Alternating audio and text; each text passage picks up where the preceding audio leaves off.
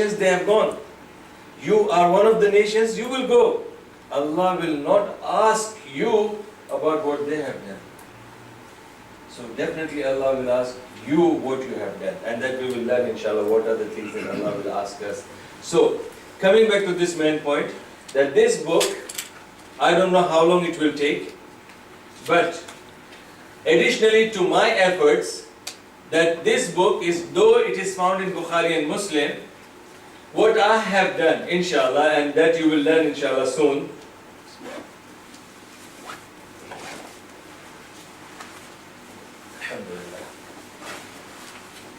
This is only a collection of ahadith from Bukhari and Muslim and the verses in it related to the subject. These verses, I'm going to give you the tafsir, which you have seen in the syllabus or the leaflet, that we have said that you will be learning history, you will be learning seerah, you will be learning tafsir. So the tafsir you will be learning related to the subject that we will be dealing with. So all those verses that will come into the subject in Dhulul Marjan, that I will give you the tafsir. If the grammatical aspect is needed to be explained, I will explain to you. And if you need the historical background of that tafsir, that why this surah verse was revealed, then it will be very easy, because we will be dealing with the ahadith which are related to that. So, but what I will be trying to do, inshallah, I will give you the brief conclusion given by Imam Ibn Kathir rahmatullah alayh about that particular verse. Is that clear? So that way you are learning tafsir. Seerah and history you will be learning in case if there is any historical things has to be explained by one particular sahabi related to that subject. I will bring you the biography, brief biography of that person. Abu Huraira, what he was, how he came to Islam, or something which is important that can be discussed as his biography. Then we will be discussing that. So you will be learning the seerah of the Sahaba, you will be learning seerah of, the things related to it. Finally, then you will be learning history in the sense that what historical events took place at that time. What incident took place at that time, that is why Allah has revealed this ayah, and Rasulullah has said this hadith to that occasion. So this is how you will be learning. And if we have gone through some of the lessons from this book in grammar, then in the hadith, if I have to explain to you, to understand the text with different opinions of the people, then I can explain to you grammatically, look, grammatically this is the right opinion, because that particular sect is giving the opinion based on their understanding. But if we take this hadith and we understand it in a grammatical point of view, then this is how this is. And I'll give you a simple example to that. Like Shias, they take the ayah from Surah Al-Ma'idah. Ya ayyuhalladhina amanu إذا قمتم إلى الصلاة فاغسلوا وجوهكم وأيديكم إلى المرافق وامسحوا برؤوسكم وأرجلكم إلى الكعبين. Shias are saying وأرجلكم وامسحوا برؤوسكم وأرجلكم, and we say أرجلكم, la and li. Are you with me? So if you know the grammar, and you know the explanation given by the scholars of tafsir in the tafsir of Sunni tafsir, you can say, when we talk about Shia Sunni, but otherwise I will never entertain any particular sect. But I'm saying that this is how Shias, they say, this ayah says that وَامْسَحُوا بِرُؤُوسِكُمْ وَأَرْجُلِكُمْ. So it means that you have to wipe over your head and wipe over your feet. And we say that Allah is saying, إِذَا قُمْتُمْ إِلَى الصَّلَاةِ فَاغْسِلُوا وُجُوهَكُمْ وَأَيْدِيَكُمْ وَامْسَحُوا بِرُؤُوسِكُمْ وَأَرْجُلَكُمْ. So la here goes with wajh, and la it goes with yad. So ya is used for hand, a is used for hand, a is used for face, a is used for leg, feet. So this is how we say, this is the where Allah subhanahu wa ta'ala is asking us that when you stand for the prayer, then you wash your face, wash your hands up to the elbow, and wipe over your head and wash your feet up to the ankles. So we say, based on the grammar, we say it is washing of the feet and not wiping over the feet. So this is how, if there is something like that that has to be explained in Lulu al Marjan, so I will even explain to you grammatically. Is that clear, inshallah? Yes. And you want that way? Yes. Ready? Inshallah. At the same time, there will be, I will be reading the ayah once with the correct tajweed, and I will explain to you briefly where the pronunciation should be made correctly, otherwise it will change the meaning. What do I mean by that? The word Alhamdulillah, it means praise be to Allah. And if you say Alhamdulillah, that be to Allah. May Allah die. Ha is used. One ha is from the throat, one ha is from the chest. Ha. Alhamdulillah, praise be to Allah. Alhamdulillah, that be to Allah ma'adallah. So that is that important for us to correct our pronunciation. This is one example. Another example, Alim and Alim. Alim with Ain means most knowledgeable, and Alim with Alif, most painful. What do you prefer for Allah? Alim. But do we really make difference when normally we say? Alim is from ilm and Alim is from alam. So that's the reason we also will be going through some part of it, not deeply, but briefly, we will be also dealing with the tajweed of the Quran, inshallah. So this is what we will be covering, inshallah, with Lulu al Marjan, and I prefer that everybody must have the book with them, inshallah, and 17 pounds is nothing, alhamdulillah. Every day we spend, 17 pounds in eating burgers. So alhamdulillah, this is once a while you are buying it, mashallah, and this will change your life, inshallah. Finally, what I will do is, I will give you the fiqh points for you to understand. This hadith has got these many points. Point 1, related to Aqidah. Point 2, related to fiqh. Point 2, related to the manners. Point 3, like that. This will be my effort, which is not found in the translation of Dr. Mohsin Khan, inshallah. And also for your information, to save your time when you teach others, I will also quote you that these books, these ahadith of Bukhari and Muslim, also found somewhere in Abu Dawud. I'll give you the quotation. If it is found in Sunan Tirmidhi, I will give you the quotation of that. So wherever these ahadith are also collected somewhere in other books, I will give you. So two things I will be doing additional to this is that I will be giving you the fiqh points, point-wise, that will be easy for understanding, and the reference of this hadith from different other sources, inshallah. And this book is, mashallah, by Dr. Sheikh Maulana Abdul Sattar Khan. This book was prepared in Urdu originally, and the author has made 4 volumes in this, in Urdu. And he has challenged that the students of college, those children who still have the link with the education, they have no 1 year gap. That is very common in UK. I didn't know before what is 1 year gap. But they say, oh, we have finished high school, or we have finished college, so we have to have 1 year gap or 2 years gap. But this book, the author says, Abdul Sattar Khan, he says that I guarantee that if the students really, put their effort sincerely learning this book in 1 volume, if they finish 1 volume, they will be able to write Arabic letters, official letters, Arabic official letters. That's guaranteed. I can't guarantee you with the speech because you have to have an environment. And if you are not married, then marry Arab woman, then you will learn Arabic fast.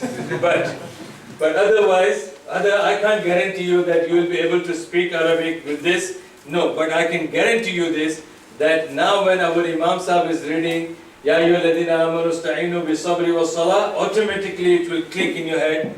Ista'inu, yes, istif'alu. You will know it. Istif'al, madad mangni hai. Allah kehta hai, namaz se madad mango. So you will understand how it is. Is that clear?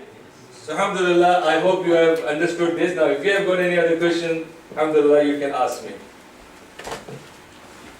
Oh, we have another 20 minutes, inshallah.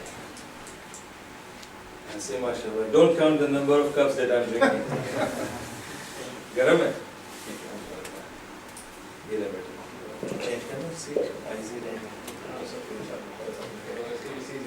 Inshallah, if the sisters have any questions, please write them down. You have a mic there. But maybe it's best if you can write them down and then you can pass them up. If there are questions you have, then maybe the shaikh can give some of the sisters some time themselves. If the brothers have any questions with what's been discussed so far, this is your opportunity to ask their questions. So just to make a point on this, for the brothers here and the uncles and the elders, so if you don't ask questions, what the shaikh is going to assume is that you all understand. So alhamdulillah, mashallah, brother Tawheed. Will this course based on exam or some evaluation will be done? I don't mind, because in Dubai, alhamdulillah, we had a university called Princeton University. Unfortunately, now it is closed. But the time when I was there, mashallah, we had a very, very high name of that. So I and Dr. Bilal, we made the course which is bachelor degree in Islamic studies. And we have found those, I was a co-founder of the course. So same system we can follow here if you are interested. That what we can say, like the first book, Kitabul Iman, for an example. Of this, it has got 123 hadith. How many hadith? 123 hadith in Kitabul Iman. And you can expect similar number of hadith in Kitabul Tahara. Like that. So we can divide the portion, that whatever portion we have covered in 3 months' time, regardless of completing the one particular book. No, don't rush with the completion of the book. If, mashallah, you have understood at least one book with me the way I'm going to teach you, it will be easy for you to understand the other books also, inshallah. So that way what will happen is, inshallah, we can have a break for, exam after completion of 3 months' time. So whatever we have covered in 3 months' time, then we can have a break for you to revise, and then we'll set up a date with these boys, if you people are interested.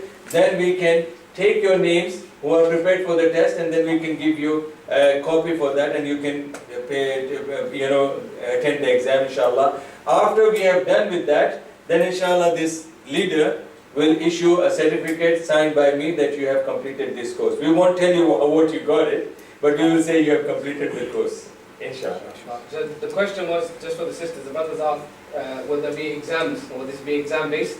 And the Shaykh gave the answer to that. Just to reiterate a few things, if you're looking for a certificate, that's not the form as Shaykh mentioned in terms of gaining something, but if you actually want to test yourselves, then maybe you should, from your own perspective, that if you sit the exam and you don't pass, then you shouldn't study the next. If you really want to take this seriously, there's different levels to how we can do this. But at the moment, inshallah, the brothers, we want to take this slowly, step by step. This is the first thing that we're establishing in terms of studying. So we'll see how things go, bi'idhnillah. We have a question from a brother who's on the right-hand side, inshallah. Yes? Just a point regarding الأحاديث المتفق عليها. Yes.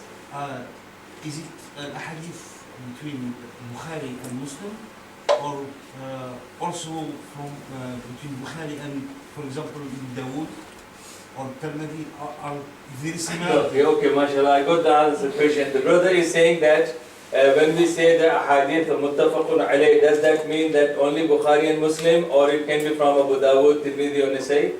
According to the methodology, or you can say the doctrine of the muhaddithin, the scholars of hadith, when we say muttafaqun alayh, it means only Bukhari and Muslim. But as I said, that what I will give you more in addition is that if the same ahadith are found in Abu Dawud or Tirmidhi, then I will tell you, okay, this hadith is also found in Abu Dawud or Tirmidhi. Also, I will tell you one more thing. Like the same hadith, the statement of Rasulullah is same, but the Sahabi is different. In Bukhari and Muslim, it is Anas, and in Abu Dawud, Abu Huraira. So I will even guide you with that. I'll give you the information that this hadith is not only narrated by Anas bin Malik in Bukhari and Muslim, but also Abu Huraira has also narrated the same hadith, but it is found in Abu Dawud. Like that. So, and when we say Jama'ah in Arabic, according to the doctrine of the Muhaddithin, According to them, Jama'a means Bukhari, Muslim, Tirmidhi, Abu Dawud, Nasai, Ibn Majah, and Musnad Imam Ahmad, 7 books. Which means this particular hadith is quoted by all the 7 muhaddithin. That is called Al-Jama'a. Rawahu Al-Jama'a. Yes. Alhamdulillah. Okay, inshallah, there's a question. We'll come to you, inshallah. There's a question from the brother at the back. Is there any specific roadmap which you can see that if we start doing the course, so after 3 months or so, where I will stand, so I can see myself after 3 months? So the brother is saying that you mean to say that how we will be evaluating you? No. Is there a specific roadmap that, okay, if I attend this course... It depends upon your own personal efforts. When I first came to Islam, alhamdulillah, thumma alhamdulillah, I did this course in 3 months. And I started my Arabic reading and writing with Alif Bata. With Alif Bata. Because I studied all my life in Indian school, in English medium, and what I learned about the Hindi language or Urdu language is apun tapun. Not even Urdu properly, not even Hindi properly. So that was my language which I learned. But when I first came to Deen, I started from Alif Bata, and alhamdulillah, by the grace of Allah, I finished the whole Arabic course in 3 months' time, and Hifz in 1 year. So it depends upon your efforts. So in a class where the 10 students are there, they are in different levels. So how will you take them together?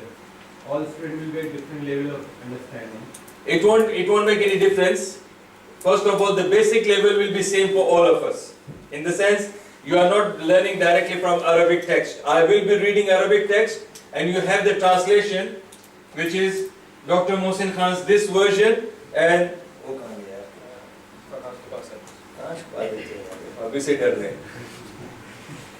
the 2 versions are there. So you can have this, and this is mashallah, Dr. Mohsin Khan's English is very simple, and so you will understand. And plus, when I give you the big points, inshallah, even that bacha, mashallah, the choti bachi hai, she will also understand, because that's my specialization, that I talk to the people of their level, inshallah. Alhamdulillah. So it won't be a problem at all. Just to add on a point to this, inshallah, in terms of if you want to find out a roadmap to knowledge, there are a number of other organizations that give like a roadmap to knowledge. One that I would personally recommend, I think the brothers from Nida, is something called Sabil. Sabil is a weekend process seminar that you go through, and they give you something, also something like this. But alhamdulillah, the shaykh, mashallah, will give something from a foundational level. So regardless of whatever level we are at, he'll give that foundation level, and then we can build upon that.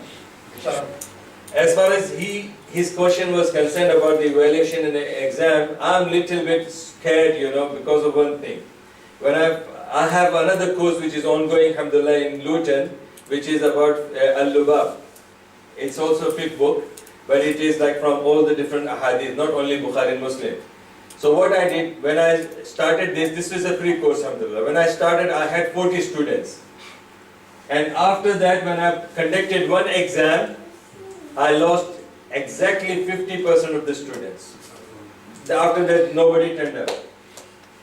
It was free, everything was given, even exam papers, 6 pages paper, I used to print for 40 of them.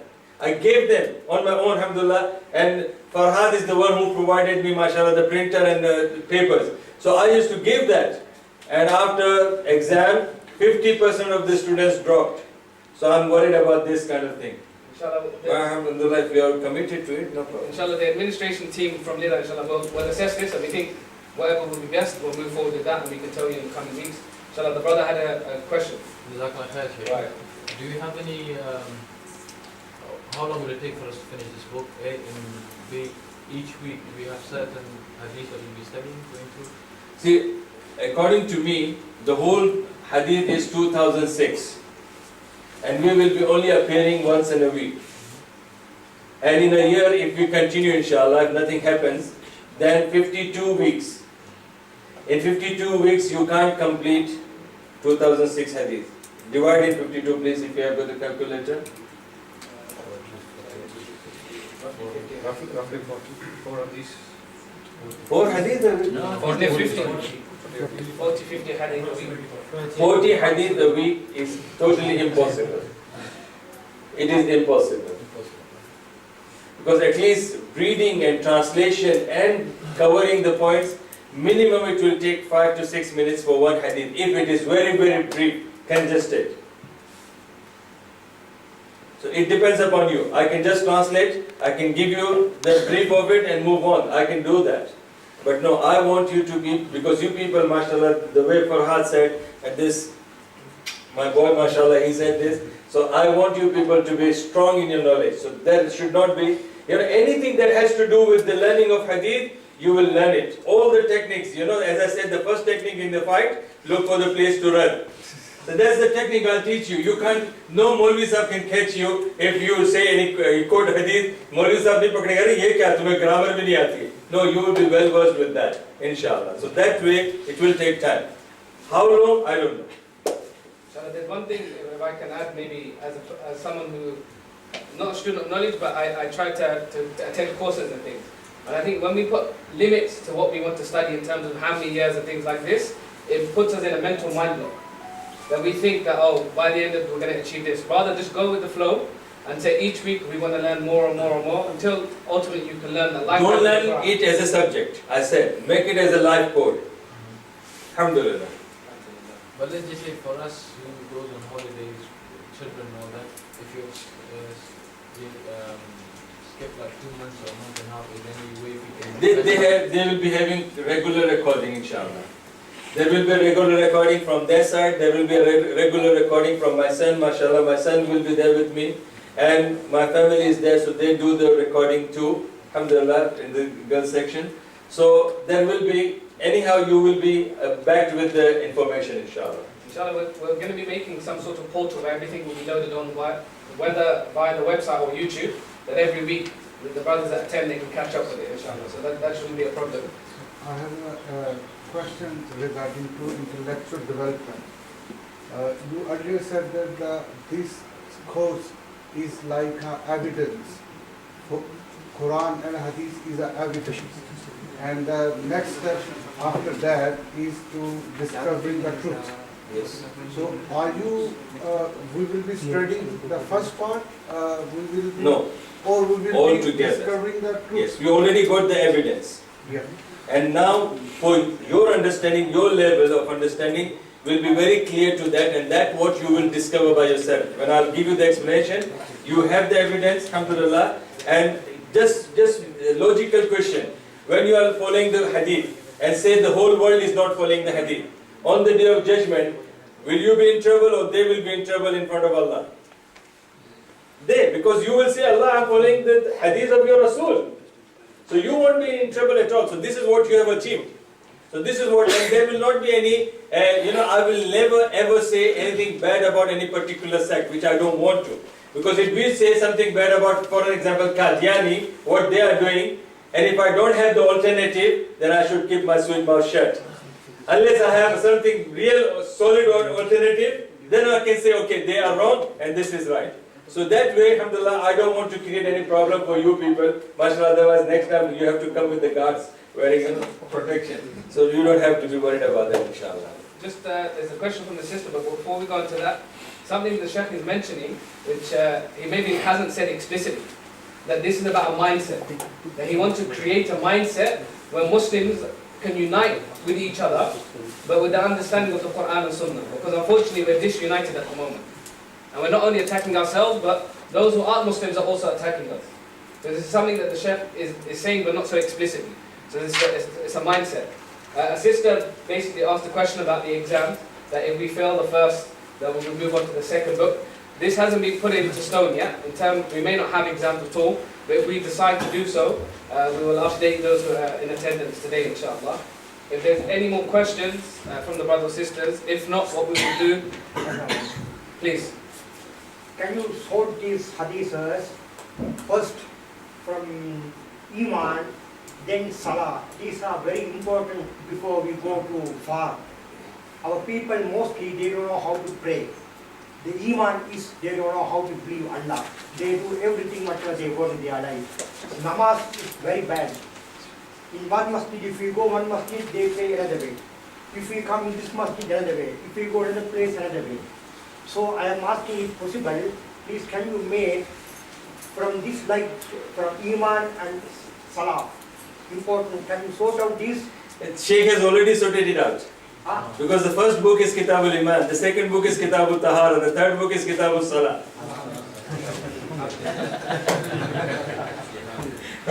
Inshallah, what we'll do then, just before I make an announcement, we'll have a break, take your time, reflect, purify your intentions, we'll pray Salah. After Salah, we'll come back for maybe another 10-15 minutes, inshallah, and then we'll close with this session, and then proceed next week, inshallah, with going into the meat of the book with bi'idhnillah.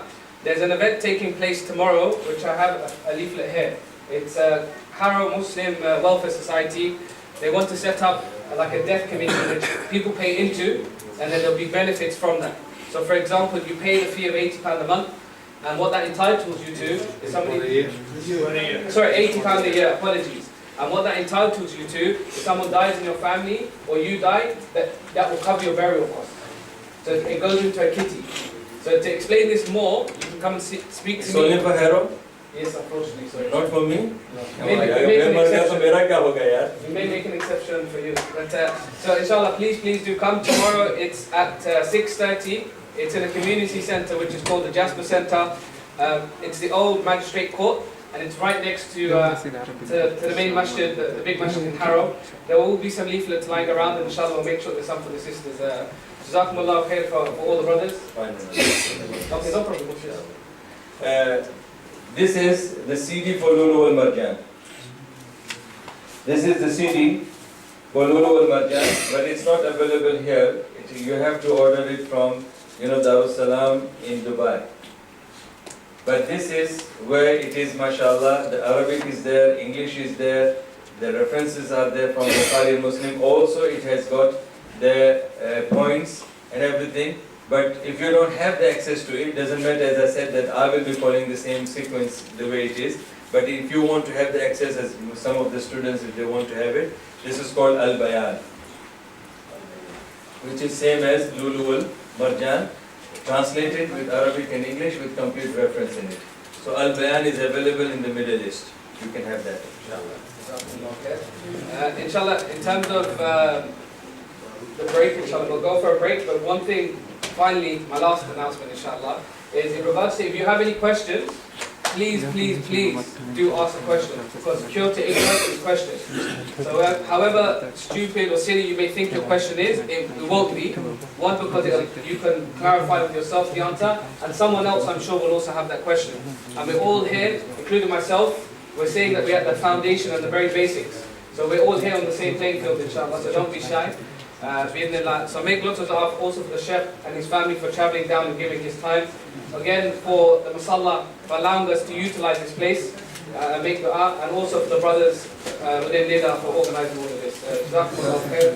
Subhanakallah Allahumma wa bihamdik.